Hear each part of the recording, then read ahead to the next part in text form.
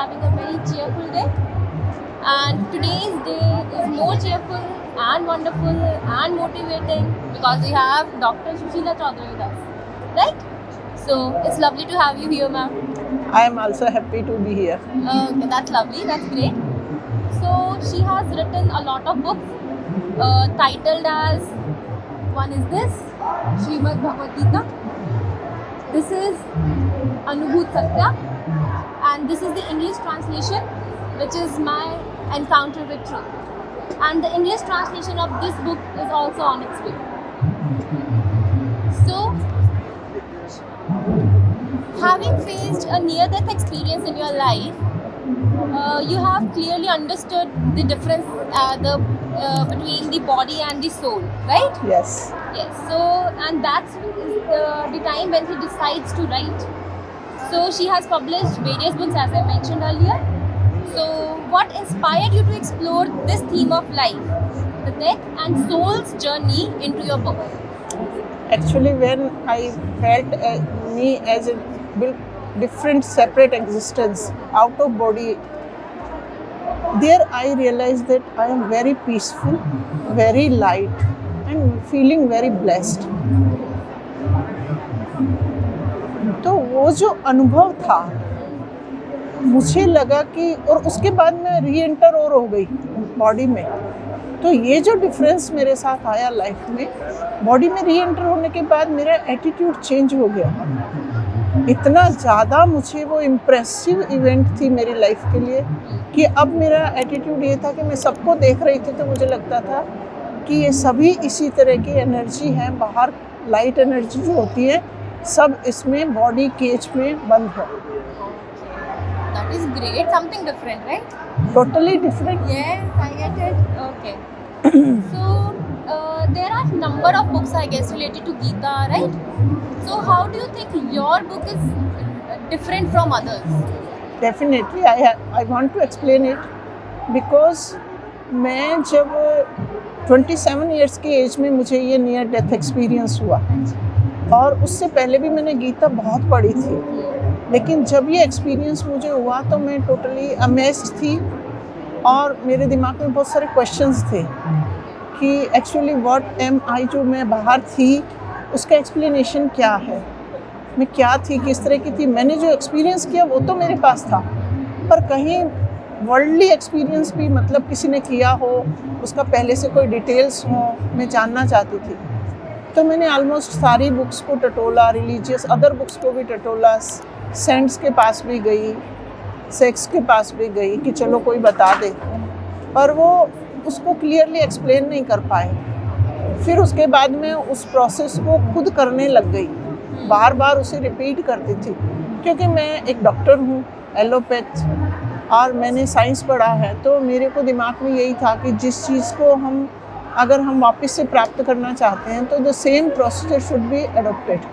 तो मैं बार बार उसको सोचती थी कि ये मेरा डेथ मूवमेंट है, ये गिर गया है मेरा शरीर, मैं अब आउटसाइड हूँ और अब मैं उस दिन की तरह फिर फील कर रही हूँ. तो ये फीलिंग करते करते जब मैं धीरे धीरे मुझे लगने लगा कि I am doing this really.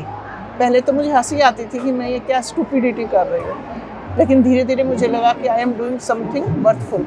तो मैं इसको करने लगी और फिर मैंने फील करने लगी कि मैं बाहर ऐसा फील करती हूँ, अपने आप को डिटैच कर सकती हूँ बॉडी से. उसके बाद जिस पावर ने मुझे अंदर डाला था ना, उस पावर से मेरा कम्युनिकेशन करना लाइफ का मेन पर्पस था, एंड आई गॉट सक्सेस. ये मेरे जीवन का बहुत महत्वपूर्ण बात थी.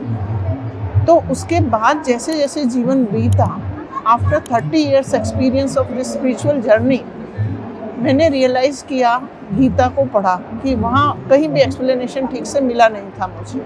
अब मैं बाद 30 years के एक्सपीरियंस के बाद फिर से मैंने लास्ट 5 years से मतलब मैं गीता पढ़ रही थी, तो अब मैं समझ पा रही थी कि गीता में जो कुछ लिखा है, जिन लोगों ने ट्रांसलेट किया है, उन लोगों ने श्लोक्स तो वही हैं संस्कृत के, लेकिन उनका ट्रांसलेशन जो है वो उन लोगों का जैसा जैसा एक्सपीरियंस है अपना सोल फॉर्म का, उसके रेशियो में ही उनका ट्रांसलेशन अपने को एक्सप्रेस कर रहा है. तो मुझे जब मैंने पढ़ा तो मुझे लगता था कि ये इनका ट्रांसलेशन इनकम्प्लीट है, it should be like this, ये तो ऐसे लिखा जाना चाहिए, ये तो ये हुआ था, मैंने फील किया था। तब मुझे लगा कि मेरे को जो फील कराया गॉड ने, वो हो सकता है किसी उद्देश्य से, वो संसार के लिए इतना बड़ा एक्सपीरियंस मतलब हर एक के बस की बात नहीं है, और कैसे मेरी किस्मत में था। उसके बाद मेरा जीवन बदल गया। मैं प्रैक्टिस पहले करती थी, जैसे प्राइवेट प्रैक्टिस जॉब के साथ अलाउड है राजस्थान में, वो सब मैंने बंद कर दिया। मेरा इंटरेस्ट हट गया इन सब चीज़ों से। मुझे लगने लगा कि फिजिकल वर्ल्ड जो है ये इतना इम्पोर्टेंट नहीं है जितना कि हमारा मेटाफिजिकल वो फॉर्म है, जो एनर्जी फॉर्म है, वो इम्पोर्टेंट है। तो मुझे स्पष्ट समझ में आया कि ये अवेयरनेस सबको देना ज़रूरी है, बहुत इम्पोर्टेंट है।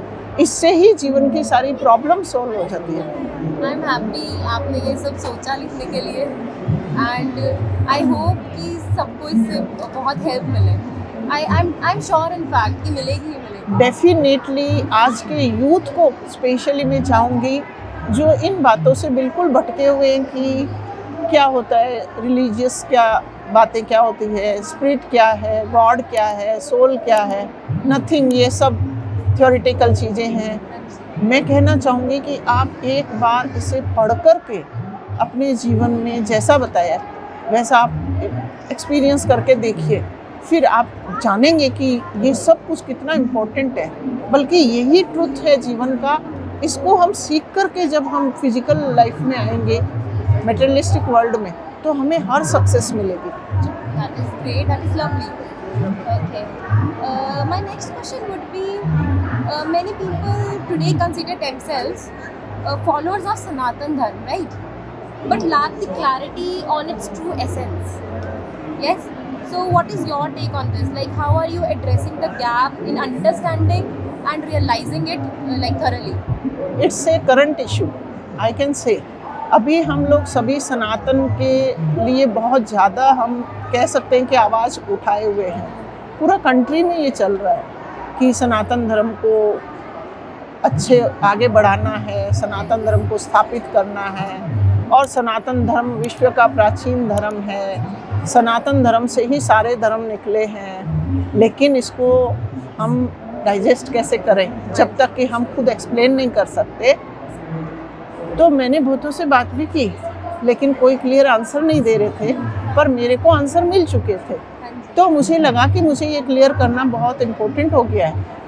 वास्तव में जो रियल एक्सपीरियंस मुझे हुआ, और उसके बाद जब मैंने गीता पढ़ी और उसका जो एसेंस मेरे सामने आया, उससे क्लियर कट ये कुछ बातें आई है सामने, जो मैं स्पष्ट करना चाहूँगी, जो मेरी बुक में भी हैं, कि सनातन वर्ड मीनिंग होता है इटर्नल।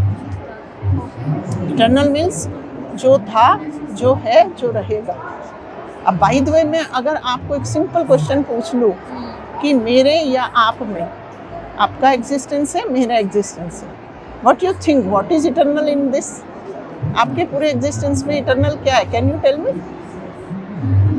आपकी से नॉलेज मिलेगी मैम, आप ही बताइए। Same problem is with every human, और हमें ये जानना जरूरी है। हम बीड़ा और झंडा उठा रखे हैं, हम सनातन धर्म के, लेकिन कैसे हैं? सनातन का, इटर्नल का मतलब है मैं जो हूँ, मेरे अंदर वो कौन सी चीज़, कौन सा एलिमेंट है जो इटर्नल है, और वो इटर्नल है हमारे thoughts and feelings. They are eternal, definitely, you reminded it. तो एक लिविंग बॉडी है, एक डेड बॉडी है। डेड जो है ना सोचेगा, ना समझेगा, ना डिसीजन करेगा, ना निर्णय करेगा, ना फील करेगा। उसी में थॉट एंड फीलिंग सेंटर हो जाएगी, वो लाइव हो जाएगा।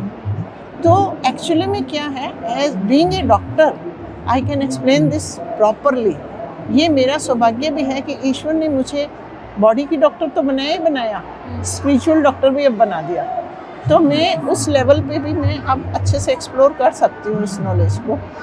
तो अब देखिए, हम थॉट एंड फीलिंग्स का एक कलेक्शन है, और ये कलेक्शन में थॉट एंड फीलिंग्स तो डाटा हुआ ना, एक तरह से एनर्जी वेवलेंथ है। ये डाटा इतना ज़्यादा है, लेकिन ये इतना फ्लेक्सिबल एनर्जी फॉर्म है कि जैसे आजकल का डाटा एक छोटा सा पिन पॉइंट, छोटी सी सिम या उसमें एरिया में सिमट जाता है ना, टीबी डाटा, जीबी डाटा कहते हैं जैसे। तो सोल का फॉर्म भी एक जो थॉट एंड फीलिंग्स हैं, इनको अगर कंप्रेस करके हम कर सकें एक क्यूमुलेटिव फॉर्म में, एक पॉइंट फॉर्म में आ सकती है, just a point of light. Gita में यही एक्सप्लेनेशन दिया है सोल का, और मैंने ये रियलाइज किया कि यस इट इज़ पॉसिबल। और उसमें दूसरे श्लोकों में ये भी है कि मैं ही, वो कहते हैं हे अर्जुन, ये आत्मा जो है ना, ये सुनता है, ये देखता है, ये महसूस करता है, यही कर्मों का परिणाम भुगतता है। शरीर तो सिर्फ एक साधन है, और मैं आत्मा थॉट एंड फीलिंग्स का कलेक्शन हूँ। ये मैं क्लियर करके एक्सप्लोर कर रही हूँ, ऐड कर रही हूँ। अब आप समझेंगे, गीता में लिखा आत्मा मरता नहीं, अजर अमर अविनाशी है, पानी नहीं डुबो सकता, कटिंग शास्त्र नहीं काट सकता, कोई भी कटिंग नहीं कर सकते, आग नहीं जला सकते। थॉट एंड फीलिंग्स को यू कैन डू। सारी डेफिनेशन इस पे अप्लाई हो रही है, हो रही है कि नहीं? Thought and feelings, we are energy, और थॉट एंड फीलिंग्स कभी डिस्ट्रॉय नहीं होती। थॉट एंड फीलिंग्स के कारण ही आज मेरी जो पर्सनैलिटी है, जो मैं एक्सप्रेस कर रही हूँ, माई थॉट एंड फीलिंग्स की वजह से। And you are like this because your thought and feelings are different from me. तो वो सारा एक्सप्रेस होना, the personality is made up of the same thing, the type of pattern of thoughts and pattern of feeling. एक ही issue होता है, आपकी feeling अलग होगी, मेरी फीलिंग अलग होगी, सेम बात पे, सेम इवेंट पे। तो ये हम बने, तो इसलिए ये सारा एक्सप्लोर करते हुए, तो दिस इज वन सनातन। पहला इटर्नल इशू तो ये क्लियर होता है कि सनातन धर्म इस बात को बताने के लिए था कि हमारे अंदर जो सनातन अंश है, हम उसके ऊपर उसको जाने, उस एटीट्यूड को अपनाएं और उसको लाइफ में अप्लाइड एस्पेक्ट में लें। और जैसे हम अब समझ में आया, पहले अपने आप को समझना जरूरी होता है। जैसा मैं कलेक्शन हूँ, पॉइंट ऑफ लाइट, एक एनर्जी हूँ थॉट एंड फीलिंग की, सेम इज माई क्रिएटर, जो मेरा क्रिएटर है, जिसे हम गॉड कहते हैं। The God is also a collection of thought and feelings, but he is totally pure and positive collection.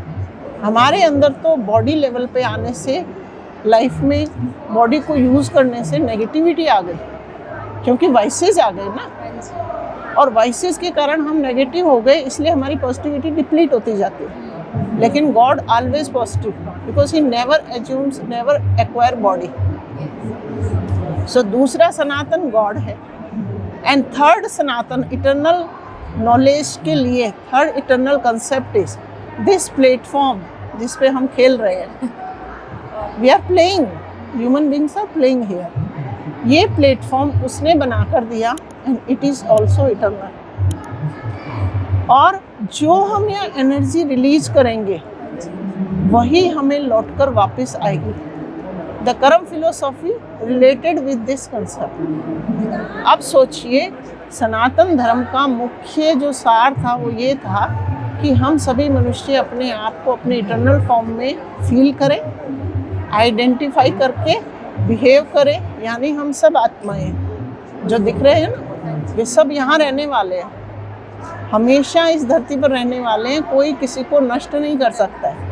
वो अर्जुन को यही कहता है, तुम ये सोच रहे हो तुम किसी को मार दोगे या कोई मारा जाएगा, कोई कुछ कहीं भी नहीं नष्ट होने वाला। ये सिर्फ शरीर छोड़ देंगे, पर ये एनर्जीज यों की यों यहाँ रहेगी, ठीक है ना। तो जैसे ही ये कंसेप्ट हमें मिलता है, उससे हमारा एक तो फियर ऑफ डेथ हट जाता है।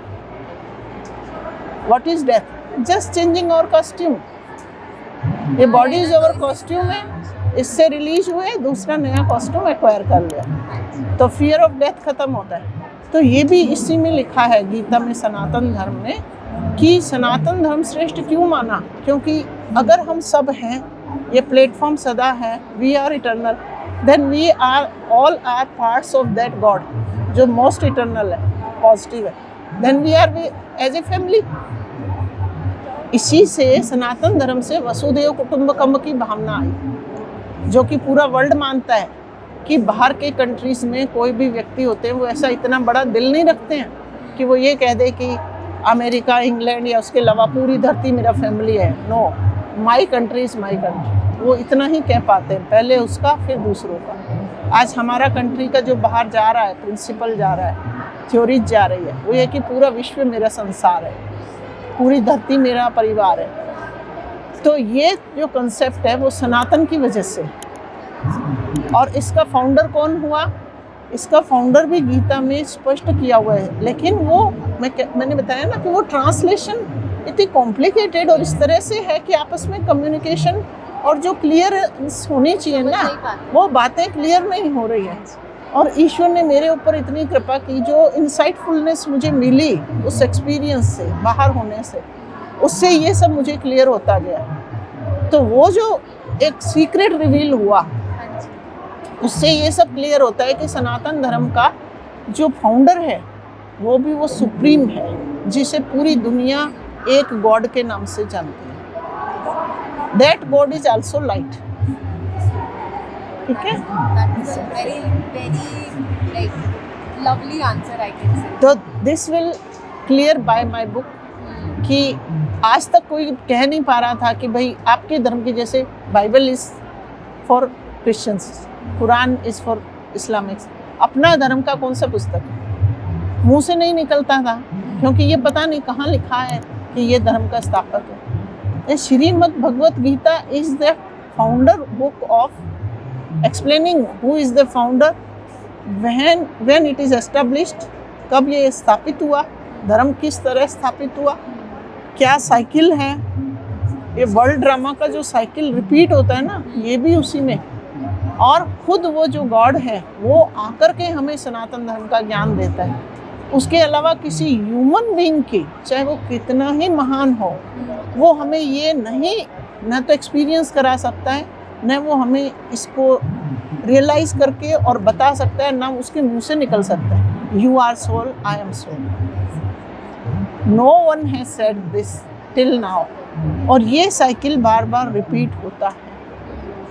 अब जैसे जो जैसे यंग जनरेशन है हमारी, ठीक है, they are not very familiar with this like Bhagavad Gita and Sanatan Dharma, right? तो उनके लिए कोई की मैसेज आपका जो आप देना चाहेंगे कि हाँ, मतलब कि इस तरीके से आपको बुक रीड करनी चाहिए, या मतलब क्या उनको मोटिवेट कर सके जो चीज़ कि हाँ वो बुक रीड कर सके? मैं तो ये कहना चाहूँगी कि जब तक आप अपने आप को नहीं जानेंगे, जैसे यूथ के लिए तो मैं एग्जांपल फिर नई जनरेशन का ही दूंगी कि एक आपके पास बेस्ट मोबाइल है, ठीक है, आप चाहे 60 का, 70 का, 1 लाख का, चाहे कुछ भी ले लीजिए, अगर आप अपना मोबाइल ठीक से ऑपरेट करना सीख जाते हैं, एवरी एप्लीकेशन जिस तरह से वो ऑपरेट हो रहा है, उसका memory, GB, data, camera, whatever, मैं इतना नॉलेज में नहीं हूँ लेकिन एग्जांपल देके बता रही, अगर वो अपना इंस्ट्रूमेंट ऑपरेट करना प्रॉपरली सीख गया तो एनीबडी कम्स टू हिम कि मेरे को थोड़ा हेल्प करना, मुझे ये समझ नहीं आ रहा कैसे होता है, he will definitely do fast और उसको हेल्प कर पाएगा। और वो ये भी समझ पाएगा कि ये सारे कंपनी के इंस्ट्रूमेंट्स कैसे हैं, इनमें क्या डिफरेंसेस है एंड व्हाई दे आर। इसी तरह जब मैं अपने एग्जिस्टेंस को, जो इटर्नल है, जो मैं हूँ, सदा थी, उसको अगर मैंने रियलाइज़ कर लिया, उसको डिटेल में स्टडी कर लिया, समझ लिया, तो मुझे फिर कहना नहीं पड़ेगा ये व्यक्ति ऐसा क्यों है, इसने मेरे साथ ऐसा क्यों किया, लोग भाग ऐसे क्यों होते हैं, लाइफ में ये प्रॉब्लम्स क्यों हैं, रिलेशंस खराब क्यों हो रहे हैं। Every answer, every question has answer in this. So every person must learn and must read this at least book कि who am I, from where I came, where I have to go, what is the purpose of life and how can I get it, उसे achieve करने की विधि भी उसमें है। तो young generation, right, तो आप लोगों को खुद को अगर जानना है अच्छे से तो आप प्लीज़ एक बारी बुक रीड कीजिए। मैं पर्सनली आपको ये बोलना चाहूँगी, राइट? सो ठीक है, नेक्स्ट क्वेश्चन मेरा होगा, जैसे कि आपकी जो बुक है वो एक डिस्कशन है उसके अंदर कि सनातन धर्म का एस्टैब्लिशमेंट कैसे हुआ, राइट, और उसकी एप्लीकेशन मॉडर्न लाइफ में कैसे है, उसके बारे में कुछ बताना चाहेंगे कि सनातन धर्म का मॉडर्न लाइफ से कैसा रिलेशनशिप है? थोड़ा सा मॉडर्न लाइफ में मैं ये कहूँगी कि अभी हम लोग सनातन धर्म का जो पहली पीढ़ी है और जो दूसरी पीढ़ी है, वो पिछली पीढ़ी अगली पीढ़ी को ट्रांसफ़र करना चाह रही है, बताना चाह रही है कि इट इज़ सिग्निफिकेंट, तुम्हें इसे समझना चाहिए, पर उनके पास देने के लिए लॉजिक नहीं है। सच्चे शब्दों में कह रही हूँ, आज देखिए सनातन धर्म को ऊंचा उठाने के लिए इतना बड़ा कुंभ मेला हो रहा है ना, लेकिन वहाँ भी सत्य सनातन का स्वरूप कैसे एस्टेब्लिश हो वो वहाँ पे सबको मिल नहीं पा रहा है, वो अवेयरनेस वहाँ नहीं है। और अब आप कहेंगे कि कुंभ मेला किसकी याद में है? सनातन धर्म के लोग ही कहते हैं कि वो कभी ऐसा इवेंट हुआ था, the God has came here, धरती पे भगवान आया, उसने हमें अवेयरनेस दी, नॉलेज दिया, ज्ञान दिया कि हम इंटरनल बॉडीज़ है, इस बॉडी में इटर्नल एलिमेंट्स हैं, वो इटर्नल है। और इस इटर्नल फॉर्म को याद करके जब तुम इस एटीट्यूड को अपनाओगे तभी तुम राइटियस वे ऑफ लाइफ को एक्वायर करोगे और तब जीवन में सुख शांति आएगी, पूरे वर्ल्ड में भी तब आएगी। डेफिनेटली जब हमें पता चले कि ये मैं प्लेटफॉर्म हमेशा के लिए यूज़ करने वाली हूँ, एक घर है मेरा, वो मेरा ही रहने वाला है, देन क्यों करेंगे हम ग्लोबल वार्मिंग हैं? क्यों करेंगे हम पॉल्यूशन? क्यों करेंगे हम सारी इंटरनेशनल प्रॉब्लम्स? हमें पता है हमें यहाँ रहना है, हमें ही जीवन जीना है। वी हैव टू बी, सोचना पड़ेगा हमें। तो सारी प्रॉब्लम्स का सोल्यूशन इसमें होता है। तो आज सनातन के लिए इतना बड़ा जो आयोजन हो रहा है वो इसलिए हो रहा है क्योंकि हम चाहते हैं कि सनातन के बारे में नॉलेज मिले, पर वहाँ एक कमी रह रही है। सनातन का सत्य स्वरूप उसका कैसे, उसके बारे में अवेयरनेस जो नॉलेज देनी है वो वहाँ लेकिंग है, अभी भी मैं कहूँगी। That is lovely. आपकी जो सेकंड बुक है अनुभूत सत्य, उसका इंग्लिश ट्रांसलेशन भी है हमारे पास, right? My encounter with truth. उस बुक के बारे में मतलब आप कुछ बताना चाहेंगे कि उस बुक में आपने स्पेसिफिकली क्या मेंशन किया है? हाँ, किस उस तरीके से वो बुक, आपको मोटिवेशन मिली कि आप वो बुक लिख सकें? मुझे उस बुक में लिखते वक्त ये खुशी हुई कि एक तो मैं clear cut as a doctor होने के नाते मुझे स्पष्ट एकदम डिफ्रेंशिएशन करना आ गया कि फिजिकल बॉडी क्या है और जो स्पिरिचुअल एलिमेंट है वो क्या है। अब यहाँ तक है कि मैं स्पिरिचुअल एलिमेंट को इतना टॉपिक्स में डिवाइड करके भी डिफाइन कर सकती हूँ। अलग अलग लेक्चर ले सकते हैं कि एनाटॉमी क्या, फिजियोलॉजी क्या उस स्पिरिचुअल एलिमेंट की, मतलब उसकी स्ट्रक्चर कैसा है, फिजियोलॉजी कैसी है, उसका कंपोजिशन कैसा है, और उसका हेल्थ में प्रॉब्लम आ रहा है यानी उसमें प्रॉब्लम है, नेगेटिविटी है, एनी प्रॉब्लम, तो उसको कैसे दूर करेंगे। तो स्पिरिचुअल हेल्थ के इशू पे मुझे था कि इसको ज़रूरी करना है। और जैसे जैसे मैंने जीवन जिया और मैं समझती चली गई कि, और हम डॉक्टरी में समझते भी, हम कहते हैं भी psycho problems are the cause for the somatic disorders. अगर कोई बीमारी लंबे टाइम तक थॉट्स में रहती है, कोई नेगेटिविटी रहती है, अल्टीमेटली वो सोमेटिक डिजीज़ में कन्वर्ट हो जाती है। तो एज ए डॉक्टर होने के नाते मुझे ये क्लियर करना ज़रूरी था कि every disease first originate in this thoughts, seed is there. हमारे थिंकिंग पैटर्न में सबसे पहले प्रॉब्लम आएगी, नेगेटिविटी आएगी, वेस्ट आएगा, वहाँ से ही फिर वो बढ़ता जाएगा, फिर वो सोमेटिक अपना एक्सप्रेशन देगा। तो पूरे physical body diseases are originated from the thought process and we can cure even the जिसको कहते हैं ना बहुत गंभीर बीमारियां, कैंसर भी इसी वजह से हो रही है। कैंसर, डायबिटीज़ और बहुत सारी प्रॉब्लम मैं कहूँगी। मैंने थैलेसीमिया एक बीमारी होती है जिसमें ब्लड ट्रांसफ्यूजन देते हैं, एवरी 15 डेज पे देना ज़रूरी है, उसके बिना बच्चा सर्वाइव नहीं करता है। उन केसेस को लेके मैंने उनके थॉट प्रोसेस से एक्सपेरिमेंट किया एंड आई फाउंड कि उन बच्चों का ट्रांसफ्यूजन का डिमांड भी घट गया। तो सोल में इतनी पावर है कि वो बॉडी को जैसा ऑर्डर करे बॉडी वैसा काम करने लगती है। तो that is a genetic disorder, और जेनेटिक डिसऑर्डर पे भी हमारे थॉट पावर के प्रोसेस ने काम करके दिखा दिया। That is great. Okay.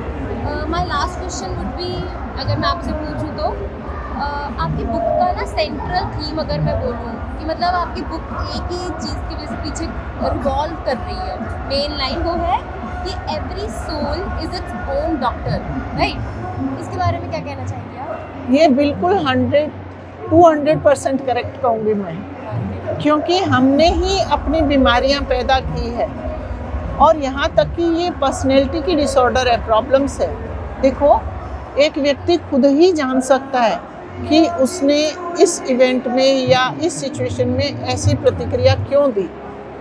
Doctor दूसरा नहीं हो सकता है, क्योंकि हमने बहुत लंबी जर्नी ट्रैवल किया है सोल ने। मैनी बॉडीज को क्रॉस किया है। तो इतनी बॉडीज को ट्रेवल करके जब हम यहाँ तक आए हैं, उसमें बहुत सारे एक्सपीरियंसेस हमारे साथ हैं और वो एक्सपीरियंसेस ही हमें मोटिवेट करते हैं। कई बार हम रिफ्लेक्सली एक्शन ले देते हैं, प्रतिक्रिया ले लेते हैं और फिर हम कहते हैं कि ऐसा क्यों हो गया, ये नहीं होना चाहिए था। लेकिन हम क्या है, हमारा एटीट्यूड वहाँ फिक्स हो जाता है, वो चीज़ों से हुआ। तो अगर हम उसे चेंज कर लेंगे तो मैं ही कर सकती हूँ। मेरी प्रॉब्लम, इंटरनल सीक्रेट्स हम कहाँ शेयर कर पाते हैं। बहुत सारे सीक्रेट्स तो ऐसे लाइफ में जो हम खुद भी नहीं जानते। हमें रिवील करने के लिए मदद तो चाहिए, लेकिन ट्रीटमेंट हम खुद ही कर सकते हैं। Very lovely talking to you. बहुत कुछ सीखने को मिला है। I definitely read your book. ठीक है, इट्स लवली। सुन के इतना अच्छा लग रहा है, पढ़ के और अच्छा लगेगा। I am sure about it. And I recommend these books to you as well, like each one of you whosoever is watching this video. So I would definitely like all of you to read it so that you can know yourself. You can know that body and soul are different things, but you still have to stay on the same platform. So as Like you it's- know, right? Okay, one more thing. Okay, before ending up, I would like to ask one more question to you. So you mentioned the myth or truth behind the idea of wandering souls or ghosts, right? So what is your stance on this concept? I am 100% sure that when this thought and feeling energy out of the body, although it is handicapped, but it is there and it can affect the other energy in the other bodies if they are remembering it. ये process बिल्कुल ऐसा है जैसे हम किसी को dial करें number और उसका नंबर डायल मोड पे है तो वो लाइन लगेगी तो जो लास्ट थॉट्स होते हैं बॉडी से रिलीज होते हैं, सोल के पास जो थॉट्स होते हैं फ्यू होते हैं, ज़्यादा नहीं हो सकते, चेंज नहीं कर सकती है वो, लेकिन वो थॉट्स जो हैं वो उसको हर टाइम स्क्रीन पे डिस्प्ले करना चाहेगी। स्क्रीन माना बॉडी। तो कई बार ये होता है कि वहाँ डिससेटिस्फेक्शन होता है, कुछ एक्सीडेंटल डेथ्स हो जाती हैं उन केसेस में, जो नॉर्मल डेथ्स जिन्हें हम नेचुरल डेथ्स कहते हैं। The way may be accidental, are you getting it? Way में भी रेल एक्सीडेंट हो सकता है, रोड एक्सीडेंट हो सकता है, हार्ट अटैक हो सकता है, कुछ भी हो सकता है, पर उसकी अगर वो टाइम सही था नेचुरली डेथ होने के लिए, then it is natural death. पर कभी कभी ऐसा भी होता है कि हम हमेशा कहते हैं कि मृत्यु तो टलती नहीं है, लिखी हुई होती है, पर कभी कभी ऐसा होता है कि ह्यूमन बीइंग की मिस्टेक के कारण एक्सीडेंटल डेथ्स हो जाती हैं कि कोई अचानक जीवन में ख़त्म होना नहीं लिखा था, ट्रेन से पैर फिसल गया, अचानक गिर गया, बाइक से नीचे गिरा, ऊपर से कोई गाड़ी चली गई और उसको भी न्यू बर्थ नहीं लेना था।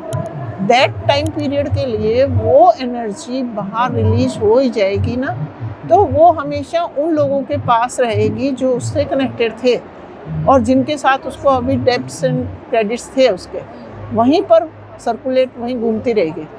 तो दैट इज़, वो अगर नेगेटिव एटीट्यूड रखती है, नेगेटिव इंप्रेशन देती है, तो जो उसको याद करेगा ना, वो एक तरह से उसको डायल करेगा नंबर और उसके थॉट्स उसको मानसिकता में जो बॉडी के साथ है उसको पास होते रहेंगे और वो उससे अफेक्टेड होगा। इसको कहते हैं कि भाई उससे ये दोस्त उसको या सोल उसके ऊपर इफेक्ट डाल रही है, उसके थ्रू कुछ कह रही है, इस तरह से। बट दीज आर, ये होता है, ये एग्जिस्टेंस है, ये बिल्कुल 100% sure. I agree what you just said. और जो पॉजिटिव होते हैं वो पॉजिटिव डायरेक्शन देते हैं, हेल्प देते हैं, बल्कि वो तो बाहर रिलीज होकर उन्हें और भी एक न्यू डायमेंशन मिल गया, they can help more to us अगर हम उनसे कनेक्ट होते हैं। Sure. So it was really good. I personally enjoyed the interview. Thank you. Like talking to personality like you, it is really good. And आप सब भी please एक बारी बुक्स रीड कीजिए, आपको पता चलेगा कि बुक में किस तरीके से मेंशन की गई है हर एक चीज़ डिटेल में, and in a very simplified like form. So you can please read this books and it is available on Amazon and online White Falcon store as well. Thank you so much. Thank Thank you so much, ma'am. you very much.